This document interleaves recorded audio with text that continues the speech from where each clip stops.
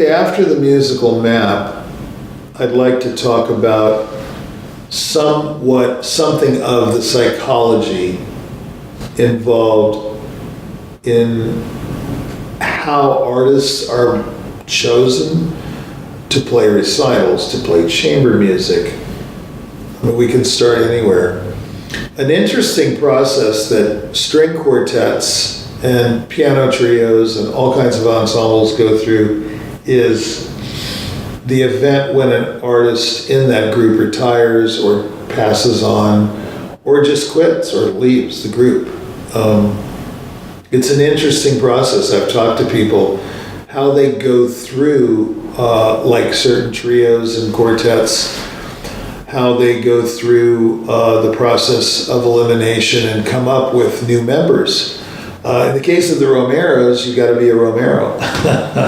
So, in the old days when Celedonio, the father, and the two sons, Angel and Celine, were in the quartet, Angel left the quartet, so they had to come up with a new member, and they came up with Celine's son, Celino, and then later, when Celedonio passed on, they acquired Lito, Angel's son. So in the case of the Romeros, they're going strictly with guitarists that are in the family, or they're breeding them. That's a very extreme case, of course. That doesn't take much screening, because the first requirement is that you're in the family. And I think it's a fantastic brand, because you've got generations and generations of Romeros. So this is a very interesting but unique example. Most of the time, Beaux-Arts Trio, Tokyo String Quartet, the Emerson Quartet, the Juilliard Quartet, they go through different processes.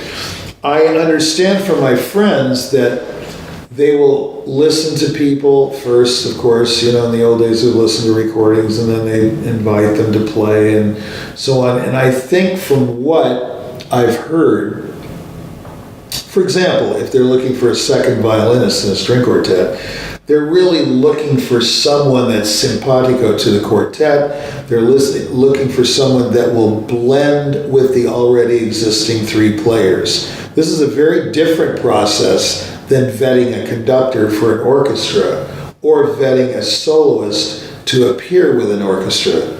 So you can see it's quite complicated, and the psychology is different for every one of these things, because you've got these personalities and you've got the chemistry that's going between these players and so on. It's just highly charged. What I find interesting is the psychological background or the backdrop to these decisions. What's in the mind of all of these players, these conductors, these board members, or whatever?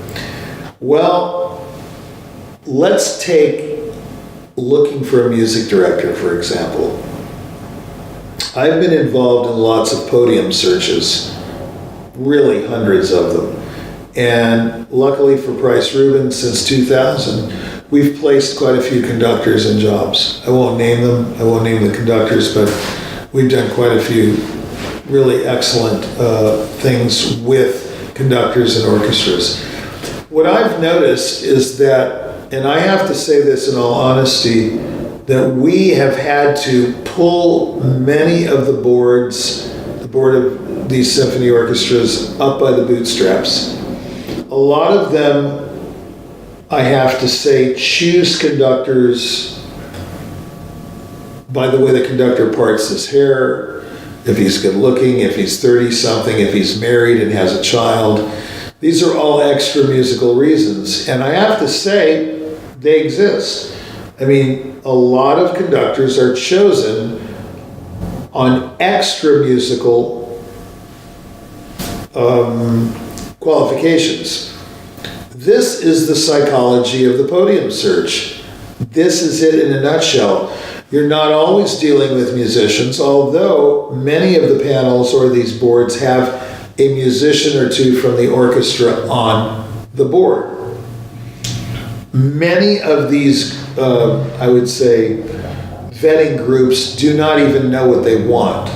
They've had a previous music director. They either were very, very happy with the director and they've been there for 25 years, or they're very unhappy. They might have had to fire someone. Someone might have passed away suddenly. You never know.